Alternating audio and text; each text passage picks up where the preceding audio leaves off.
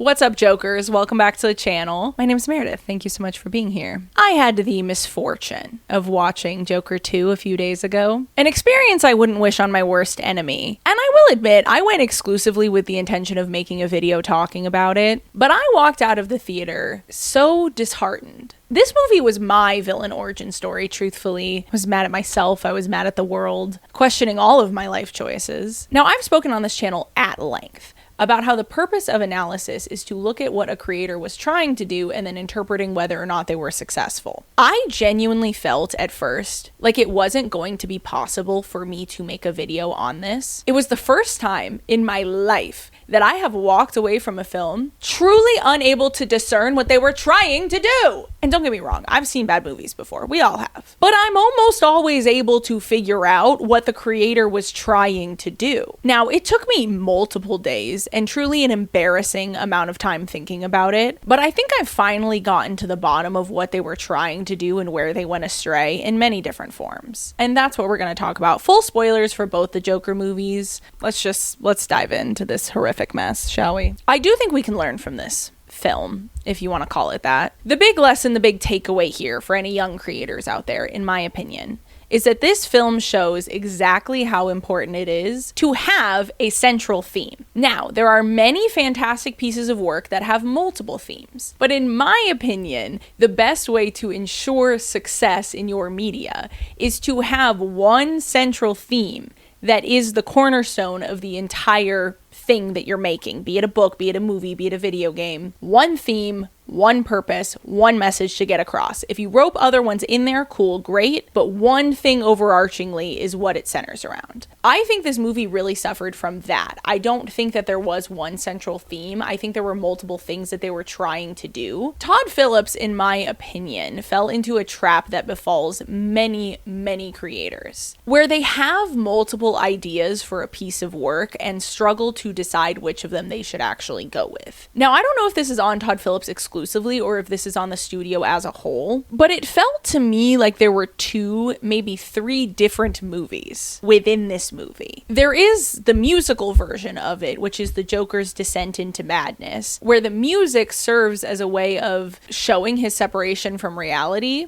where him and Harley Quinn share in their delusion, and so they share in these musical scenes as well. And then there is Harley Quinn as the manipulator abuser that is manipulating and abusing the Joker, who then in turn manipulates and abuses his devoted audience, showing a very shortened version of the cycle of abuse on screen. And then there is a third movie that is just a further commentary on society abandoning mentally ill people, very similar to the first one. This film tried to be all three of these films, and that's why it didn't work, in my opinion. Now, if I were being incredibly charitable, and I mean incredibly charitable, one could argue that this was intentional, because part of the plot of this movie is that our Jonkler, Arthur Fleck, is standing trial for his crimes from the first movie, and his lawyer wants to get him not guilty by reason of insanity so that he'll be institutionalized at a real insane asylum instead of the prison insane asylum that's really just a prison. Her argument is that he has multiple personalities disorder and that it was the personality of the Joker that actually committed the murders. This personality of the Joker was created as a coping mechanism for Arthur Fleck when he was being abused as a child. So because there's this plot point surrounding multiple personalities,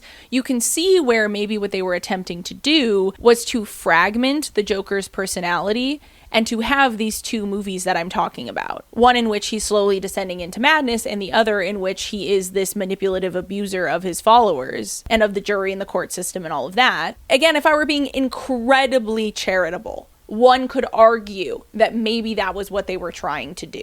It did not work. It didn't work for layers of reasons. I think the first is that in this version of what they were trying to do, it seems like they combined Lady Gaga's character, Harley Quinn, and the Jingle Jangler into like one person with this joint delusion. So they are a pair that is both going through this delusion and abuse cycle. It's just too much. It's too much for the viewer to interpret. That's why it took me so many days to even come to this conclusion, and I'm not 100% sure that I'm right. But if that was what they were trying to do, it's too much. It's too much to have two different characters with two different personalities. The audience is not going to pick up on that mid-film. It's just not going to happen. Now, that's me being incredibly charitable. What I think is actually more likely is that Todd Phillips wanted to make a very abstract musical where the music shows the Joker's descent into madness, while the studio was really afraid of putting out a movie that people might misinterpret or be confused by. So they required Todd Phillips to make it really clear what was happening through the duration of the film, and to never leave the viewer in question as to what was real and what isn't. And so we ended up with this incredibly strange hodgepodge movie where some pieces of it feel like they're trying to be very abstract and other pieces of it feel like they're trying to be really clear cut and are almost spoon feeding you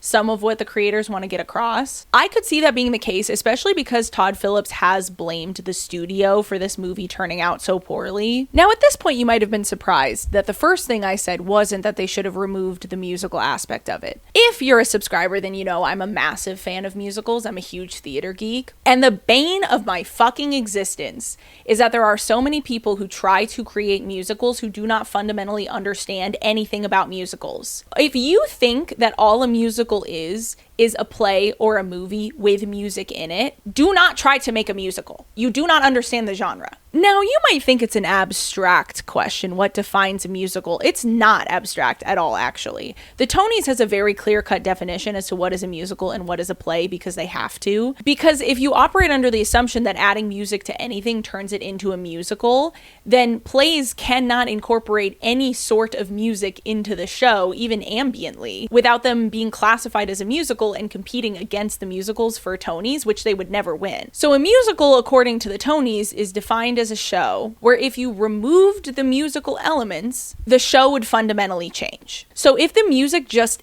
adds to the experience of the show, but if you were to remove the music, the show itself remains the same, it is still considered a play. Whereas if the music is so integral to the plot that if you were to remove it, the show makes no sense or fundamentally changes in its meaning, then it's a musical. Which means that in order for something to be considered a musical, the music has to be an integral part of the plot. And I don't just mean that plot elements happen via the music. Just free yourself from this mental prison that is believing that all a musical is adding music to a play or a movie. Where the characters are actively singing the music, you have to think of the music as part of the vehicle of what you are trying to get across. Why am I talking about this so in depth? Well, I actually think that there is a version of this movie as a musical that is incredibly good, if not better, than the original Joker. That is a bold claim, bear with me. Stop commenting, I see you typing.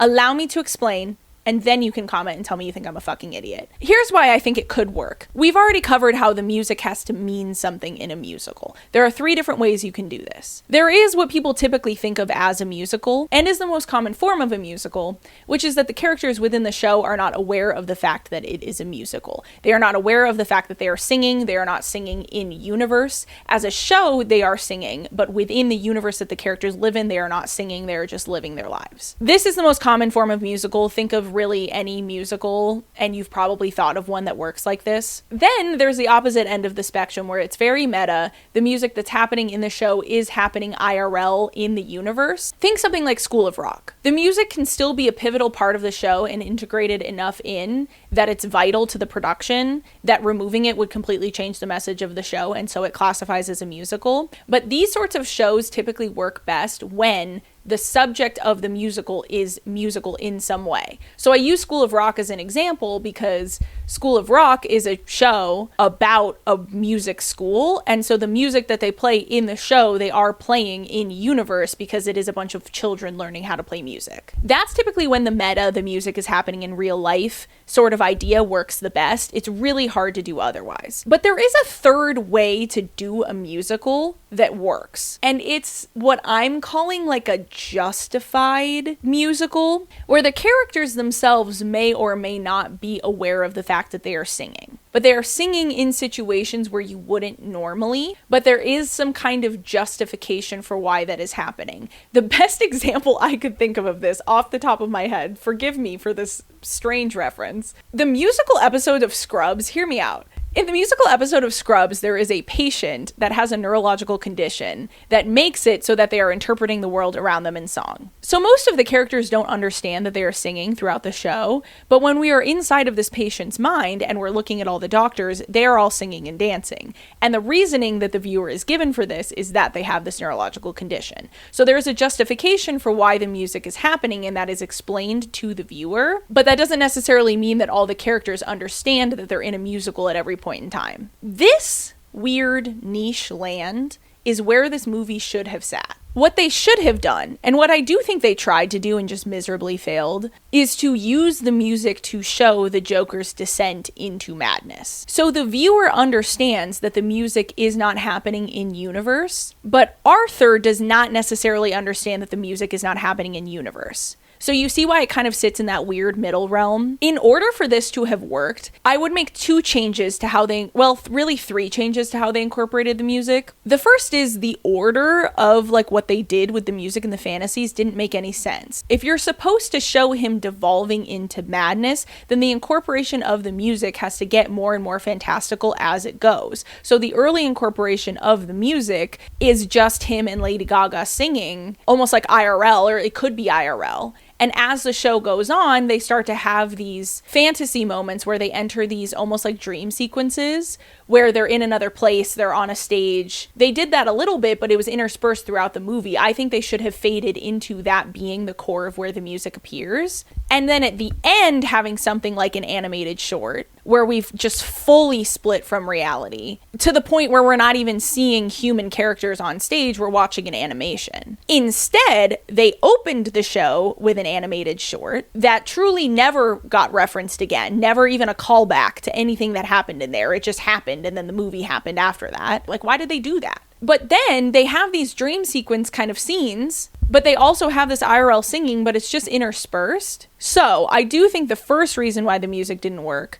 is because they didn't allow it to be a devolve into madness. They were flip-flopping back and forth between very insane moments and very lucid moments, which again goes back to the possibility of them trying to do a whole multiple personalities thing, but they didn't make that clear enough. If they wanted to do it like that, they have to play the insane Arthur off of the sane Arthur. They have to show them in juxtaposition. They never did that. If it's a descent into madness, it has to be a descent. We have to see it get more insane as it goes. But that's not the only reason the music didn't work. The other reason is because they never really allowed the viewer to wonder if the music was happening for real or not. For the most part, if they were singing IRL, where you just saw the two of them in a physical place in the real world, they were singing in real life in the movie. For the most part, in the dream sequence scenes, they were not singing in real life. There was only one scene where Arthur sings IRL, where they show you afterwards that didn't really happen. And I got a little bit excited when that happened, because I thought from then on out they were maybe going to start playing with this idea that the viewer themselves does not know if the music is happening in real life or not. Because ultimately we're watching this movie through Arthur's eyes. So if he's going insane and he doesn't know what's real or what's not, then we, the viewer, have to also go insane with him, and we can't know what's real and what's not. I think this is probably from the studio. I think they were very afraid of not making it clear whether or not the music was actually happening. So they allowed Todd Phillips to, on some level, play with the idea of some of the music happening in real life and some of it not, but they required him to make it incredibly clear to the viewer which it was in the moment, which completely destroys the whole purpose, because if we're not using it to confuse the viewer, to make them question what's real and what isn't, what's actually happening in the world and what isn't, then you're not doing anything. You're not saying anything. If we're in Arthur's mind, then as the scenes go on, we should wonder if they really happened or not. There was no point in this movie where I was wondering if a scene really happened or not. They never allowed me that. They never gave me that experience. I'm also very frustrated with their use of dance, or lack thereof. They had dance in there, I suppose. Jangle Bob does like a tap routine at some point. And there's also a point where they're doing like a Viennese waltz situation on a roof. Earlier, I said stop making musicals if you don't understand them. I'm going to add an asterisk to that. Stop making musicals if you're not going to embrace dance as an art form that you can use to drive the message of the plot. It will never cease to amaze me how many people don't understand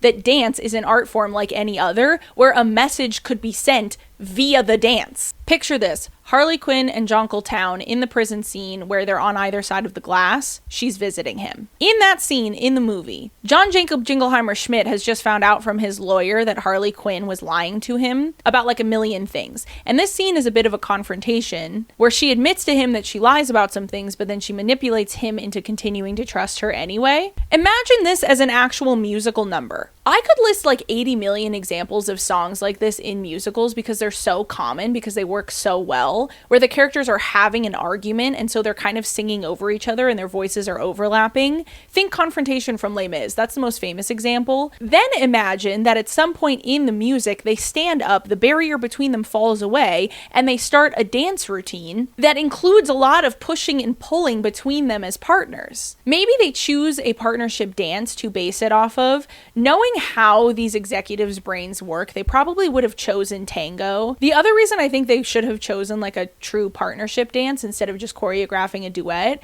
is because then there could have been a moment where Harley Quinn switched into the leader's position and was actually leading the dance as opposed to following. And now you see why they could have made a musical work. They could have made it work. The last reason the musical didn't work, and probably the most obvious reason and the thing you thought I was going to say first, is that they just actually didn't really make it a musical at all. If we go back to the traditional definition of a musical, if you removed the music from this movie, it does not change at all. The actual plot of the movie does not change. The message of it doesn't change. It doesn't make any more sense. It doesn't make any less sense either. It genuinely doesn't make it any different. The music does not change the plot of the show. If they had actually incorporated the music in a way that made it pivotal to the plot, even that alone may have made it better. The last thing that I would change is just the everything about the ending. Literally, genuinely everything about the ending. Here's the thing. I understand that sexual assault exists in our world, and I'm not anti any media using it,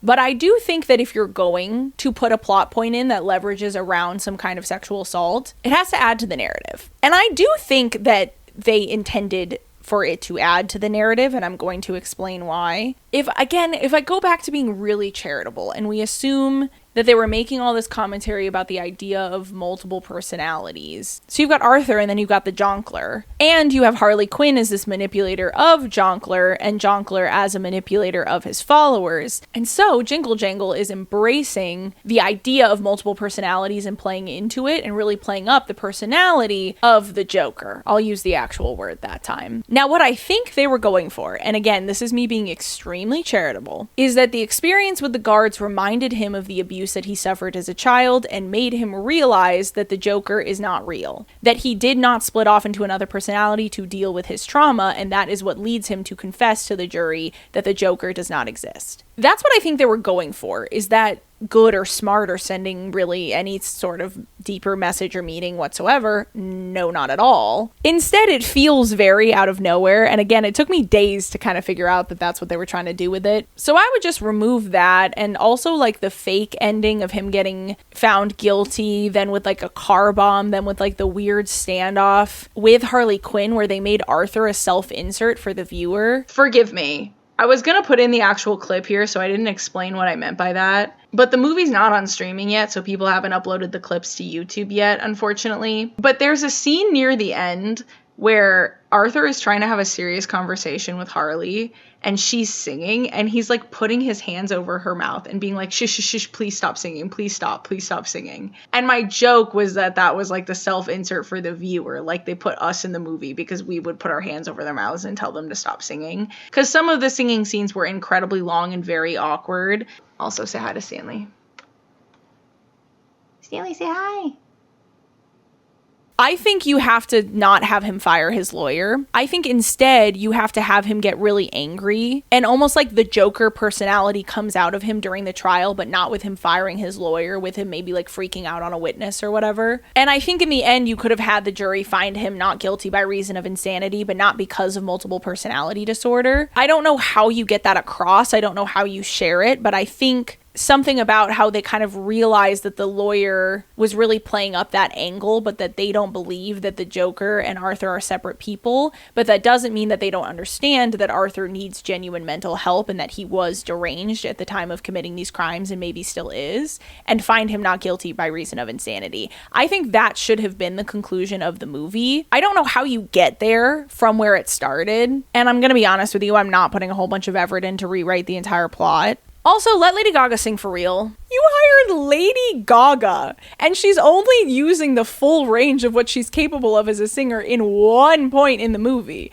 And I'm not usually like we have to have crazy vocals in musicals. The music in a musical is supposed to drive the plot forward. And so I am a little bit on the train of we need to get away from this trend of having solos in musicals be just these insane vocal gauntlets, essentially, just for the singers to show off. That's not the purpose of the music being in there, and I do agree with that. That being said, if you haven't seen this movie, it's not that she doesn't ever really sing to the full extent of her range, except for at one part. It's that she almost seems to be intentionally singing poorly, except for in one song. You hired Lady fucking Gaga, and then you wanted her to, sing badly. It's very strange. And the thing is, because she's Lady Gaga, she couldn't really, and so she still sounded sort of okay and sort of good, but it seemed as though they were trying to get her to sound bad. It was weird. Just let her sing. Just let her sing for real. Anyway, that's all for me today, guys. Don't watch this movie. It's not worth your time. Don't forget to like and subscribe. Love you. See you in the next one. Bye.